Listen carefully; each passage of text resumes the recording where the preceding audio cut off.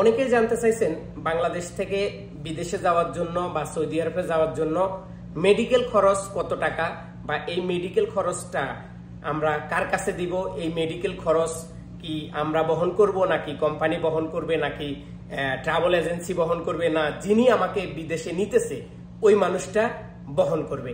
তো এই বিষয়ে আসলে অনেকেই মেসেজ করতেছেন, অনেকেই মেসেজ দিচ্ছেন। আমি আসলে এই বিষয়ে কখনো ভিডিও তৈরি করি নাই, তবে আজকে চিন্তা করলাম যেহেতু এই বিষয়টা আপনাদের জানা দরকার, তো আমি আপনাদেরকে আজকে জানাইতেছি যে মেডিকেল খরচ টাকা। দেখুন, এখানে তিনটা ক্যাটাগরি। একটা ক্যাটাগরি হচ্ছে আপনি ভিসাটা যার কাছ থেকে নিছেন তার সাথে আপনার কিভাবে কন্ট্যাক্ট হবে, ওই কন্ট্যাক্ট অনুসারী মেডিকেলের বিষয়টা।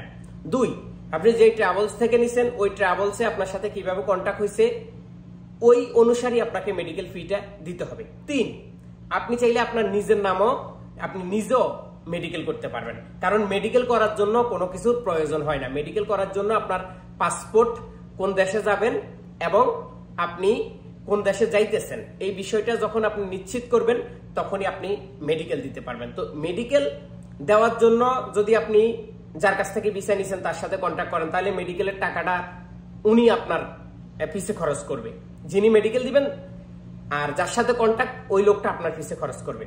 ট্রাভেলস থেকে ভিসা নিলেও একই কথা। যদি ট্রাভেলসের সাথে আপনার কথা হয় যে মেডিকেল ফি তারা বহন করবে বা তারা দিবে, তাহলে তারা দিবে। আর যদি আপনাকে বহন করতে হয় তাহলে আপনার খরচ কত হবে, এটাই তো অনেকে জানতে চাইছেন।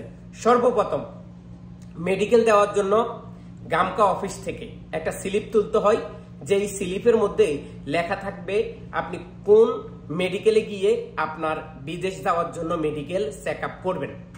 গামকা অফিসটা হচ্ছে এটা একটা পাসপোর্ট অনুসারী এবং বিদেশে যারা যাবে তাদের একটা লটারির মাধ্যমে একটা কি হয়, একটা স্লিপ দেয়।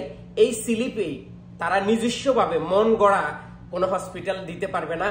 এখানে অটোমেটিক সার্ভারের মাধ্যমে আপনার পাসপোর্ট অনুসারী আপনার মেডিকেলের নাম চলে আসবে। নাম চলে আসার পরে আপনি ওইখানে মেডিকেল দিবেন। এখন এই গামকার স্লিপ নিতে কত টাকা লাগে, এই স্লিপের এক এক সময় এক এক রেট ছিল।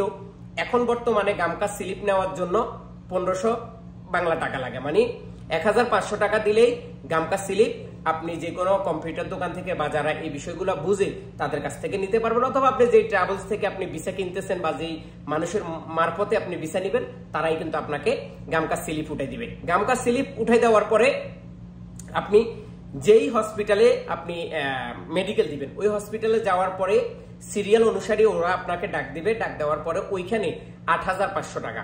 আমি আবারও বলি, বাংলাদেশ থেকে এখন সৌদি আরব আসার জন্য মেডিকেল ফি হচ্ছে 8500 টাকা। এই 8500 টাকা আপনি ওইখানে পেমেন্ট করার পরে আপনি ফিঙ্গার দিয়ে এবং আপনার ছবি উঠাই আপনি ওই হসপিটালে মেডিকেল দিয়ে আপনি বাড়িতে চলে যাবেন।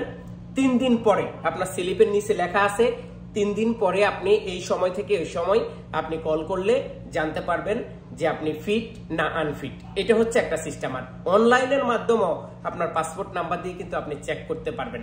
তো যারা এই বিষয় চেক করতে জানেন না বা চেক করার নিয়ম জানেন না, তারা চাইলে আমার এই হোয়াটসঅ্যাপ নাম্বারে যোগাযোগ করলে আমি চেষ্টা করব আপনার পাসপোর্ট নাম্বার দিলে আপনি পাসপোর্ট নাম্বার অনুসারী আপনি কি মেডিকেলে ফিট আছেন নাকি আনফিট আছেন, আমি আব্দুল আজিম সেটা আপনাদেরকে জানাইতে পারবো। আর আপনি যদি নিজে নিজে জানতে চান তাহলে আমাদের ইউটিউবে অলরেডি একটা ভিডিও দেওয়া আছে যে গামকা গামকা মেডিকেল কিভাবে চেক আপ করবো বা কিভাবে আমি ফিট না আনফিট জানবো, এই বিষয়টা আপনারা আমার ওখান থেকে দেখে শিখে নিতে পারেন যে গুগল ওয়েবসাইটের মাধ্যমে কিভাবে আপনারা জানবেন আপনি কি ফিট আছেন কিনা। তো এই ছিল যে মেডিকেল বিষয়ে যে টাকাটা খরচ হবে এটা কি আপনি দিবেন না আপনার ট্রাভেল এজেন্সি দিবে, নাকি আপনি নিজে খরচ করবেন, নাকি যার মাধ্যমে ভিসা নিচ্ছেন তিনি খরচ করবেন। আসলে মূলত এখানে কন্ট্রাক্ট অনুযায়ী এই টাকাটা খরচ হয়।